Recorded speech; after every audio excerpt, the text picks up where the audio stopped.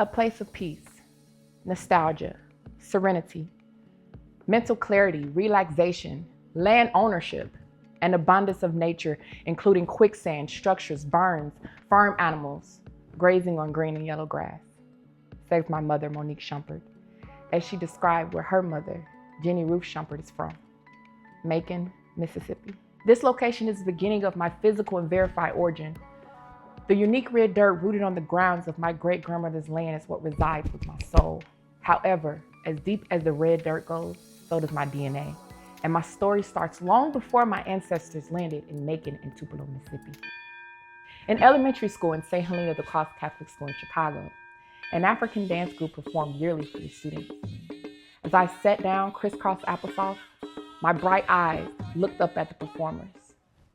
To this day, I feel a connection in my chest, physically, and in my soul, spiritually, to those drums and Africa. With so many limitations to the origin of my story, I got older and started research into my DNA. 89% of my DNA comes from West African countries, including Nigeria, Benin, Togo, Mali, Cameroon, Ivory Coast, Ghana, and Senegal. My ancestors were part of the Atlantic slave trade, which landed them in Mississippi and Alabama in the United States of America. While our history is continuously trying to be erased, culture, passion, strength, creativity, entrepreneurship, and fashion passed from generation to generation. In 2018, I launched House of Buke LLC. House of Buke is a Nigerian and African-American fashion brand that culturally creates a fusion through fashion, art, and family. The first collection, Durudola, meaning to wait for wealth or riches, was a bold composition of prints and patterns, hand-sewn in Nigeria by local tailors. Durudola also emphasized togetherness via family dynamics by incorporating matching outfits for mothers and daughters and fathers and sons. House of Buke represents my identity through the African diaspora, my Black identity, and my experiences of resilience and triumph. One of my goals is to continue to blend aesthetics and merge African everyday wear, high fashion, and art that alters mainstream fashion. Sade Thomas Flynn, deemed Nigeria's first fashion designer, studied fashion at St. Martin's School of Art. She returned to Lagos in 1960 and started her boutique. Through her perseverance and dedication, she made ready-to-wear clothing designs featured in popular London department stores. She reimagined traditional Nigerian styles, such as the pre-tied gele, to make getting dressed easier. She added a zipper to the wrap skirt so that women can have mobility in their garments. The fashion influence from Africa and her story can be used to conceptualize how cultures in the world impact fashion, textile industries, and designs. The book, Black Designers in American Fashion, edited by Elizabeth Way, follows the storyline of the fabric of fast fashion, from enslaved people, makers, and designers in the American fashion system into mainstream fashion and its significant impact on the American system. In the 1830s, an enslaved person named Lucy Ann Brown was taken to jail in a green bonnet, a red plaid frock, and a blue and yellow plaid apron with no shoes or stockings. In the slave advertisements, the enslaved people's clothing was described to identify them.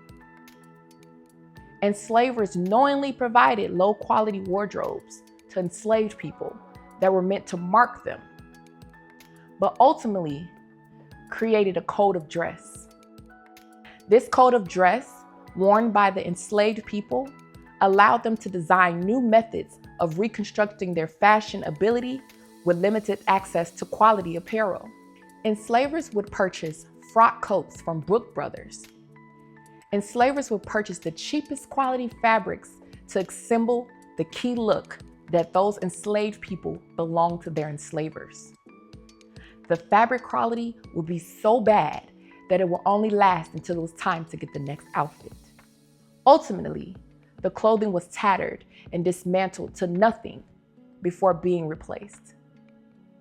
This cycle becomes the root of the industry's ready-to-wear garments and what we know today as fast fashion.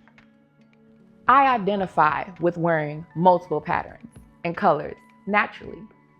And people always say, only you can wear that, or only you can put that together. It is deeply rooted in my DNA, and I naturally am connected to my ancestors. Fast forward to the 1920s, we examined the Harlem Renaissance as a significant influence on luxury fashion.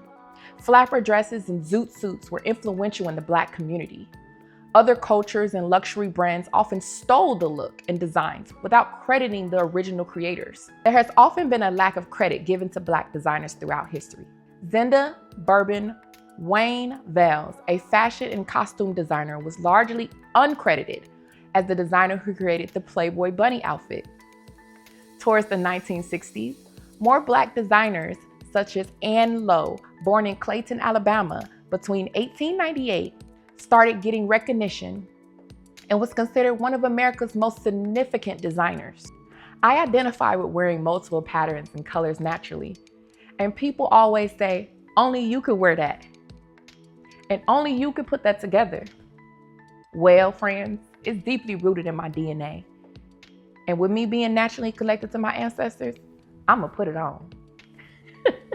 In the 1960s, fashion was a big part of the social movement of the Civil Rights era. During the emergence of the Black Panthers, they wore all black and all leather outfits and welcomed dashikis and afros. The Black Panthers influenced high fashion. Magazines such as Ebony and Jet influenced people of color in the fashion industry. Dapper Dan is a Black designer who impacted luxury fashion forever. He used a monogram style known as logomania. The designs by Dapper Dan would include luxury brand logos repeating themselves over garments. Dapper Dan did not have permission from the luxury brands to use their image, and eventually they raided him. Visionaries like Dapper Dan transformed luxury fashion by remixing high-end brands with streetwear styles, influencing how luxury brands engaged with urban audiences. After the raid, Gucci produced a jacket resembling one of Dapper Dan's designs. Gucci received so much backlash on social media.